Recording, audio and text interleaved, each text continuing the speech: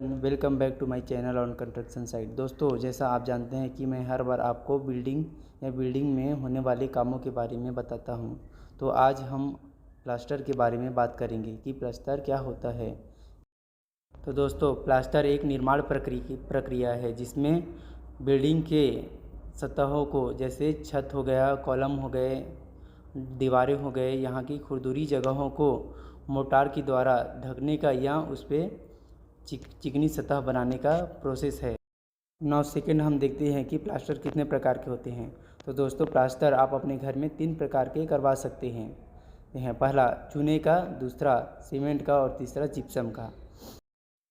दोस्तों, अब हम देखते हैं कि हम एक बोरी सीमेंट से कितने एरिया का प्लास्टर कर सकते हैं। तो इसके लिए यह ज़रूरी नहीं कि आप हर बार एक ही समान के अनुपात में सीमेंट का मोर्टार बना के प्लास्टरिंग करें। कई बार आपको कई जगहों पे अलग अलग प्रकार के मोर्टार या अनुपात में मोर्टार बना के प्लास्टर करनी पड़ती है, जिससे कि आपके मोर्टार का थिकनेस ज़्यादा कम हो जाता है। तो इससे आप फिक्स नहीं डिसाइड कर पाएंगे कि कितने एरिया को, कितने स्क्वायर फीट को आप प्लास्टर कर सकते हैं एक बोरी सीमेंट से।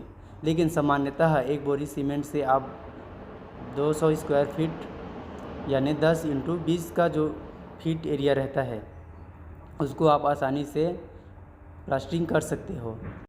अब प्लास्टर के लिए बात ही कर रहे हैं, तो बात ये होती है कि प्लास्टर के लिए कौन सा सीमेंट ज़्यादा अच्छा होता है, क्योंकि लोगों को अक्सर ये कन्फ्यूज़न रहता है कि आप अपने प्लास्टर के लिए कौन सा सीमेंट उपयोग में लेंगे तो वो ज़्यादा अच्छा ड्यूरेबल रहेगा।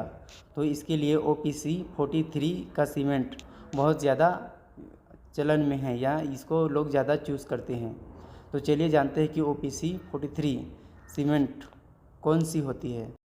दोस्तों, ये OPC 43 ACC का सीमेंट बैग है।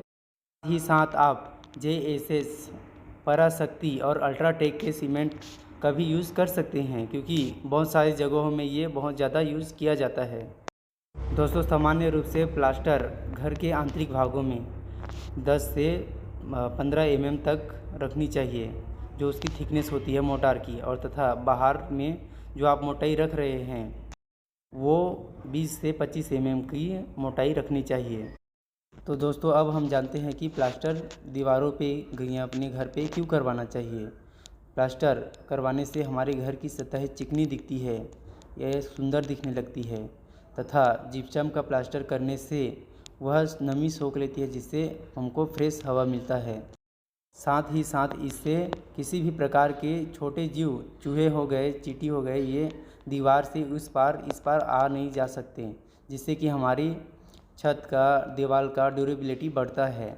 यदि आप प्लास्टर नहीं करते हैं तो इसमें छिद्र हो जाएंगे, होल हो जाएंगे लगातार हवा के आने जाने से, नमी के आने जाने से। इसलिए हम प्लास्टर करके उस छिद्र को बंद कर देते हैं, ताकि घर का, अपना दीवार का ड्यूरेबिलिटी बढ़े तथा इससे आपका घर आकर्षक भी लगने लगता है।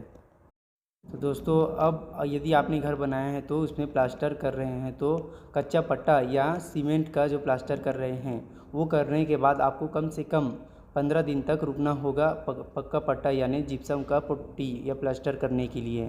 क्योंकि जब तक आपका सीमेंट अच्छे से नमी नहीं सोख लेगा और वॉल में अच्छे से चिपक नहीं जाता, साथ में सूख नहीं जाएगा, तब तक आप अपनी पक्का पुट्टी का प्लास्टर नहीं कर सकते हैं। यदि आप ऐसा करते हैं तो वो बहुत जल्दी दीवार से छिटने लगेगा, आपको साथ साथ तराई भी करते जाना होगा। Thanks for watching, welcome back. और जाने से पहले हमारे चैनल को सब्सक्राइब करना बिल्कुल ना भूलें। और यदि आपको अधिक जानकारी चाहिए रहेगी प्लास्टर से संबंधित तो कमेंट में लिखना बिल्कुल भी ना भूलें।